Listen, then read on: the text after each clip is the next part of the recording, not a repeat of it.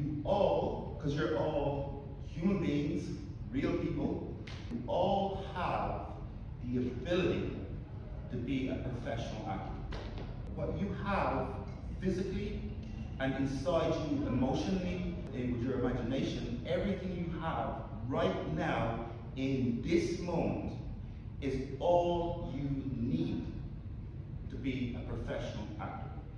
There's nothing else. You just need to learn how to use it. That's all. But you have everything required to be a professional actor. It's just you need to learn how to use it. That is all. Right?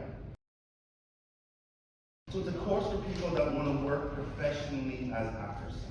The way the course is structured and the way the MEISNER technique works is we are learning something, right? And then we learn something else. But when we're learning something else, it goes on top of what we've already learned. So it's like building a house, right? If you're going to build a house and you want to build the walls of the house, if you have no foundation, you can't build the walls. So it's step by step. If there's no step one, you can't do step two. It's just impossible. It's like trying to put walls in a house with no foundation. At the end, of course, you will have a technique, an ability to work professionally as an actor. That's the key thing that we're going towards. So that when you receive a script or a scene, like literally a few pages of a script, you know what to do with that script. You know how to analyze the script, you know how to make choices, and you know how to deliver those choices in the audition room. And if they ask you to do something different, you're able to make adjustments to what you've done. If you're on a film set, you can deliver a consistent, reliable performance over and over again, take after take, with loads of people around you and a lot of pressure. You're able to work in that environment, and you're able to take direction and collaborate with all different kinds of actors and directors. All right, that's where we're going with this.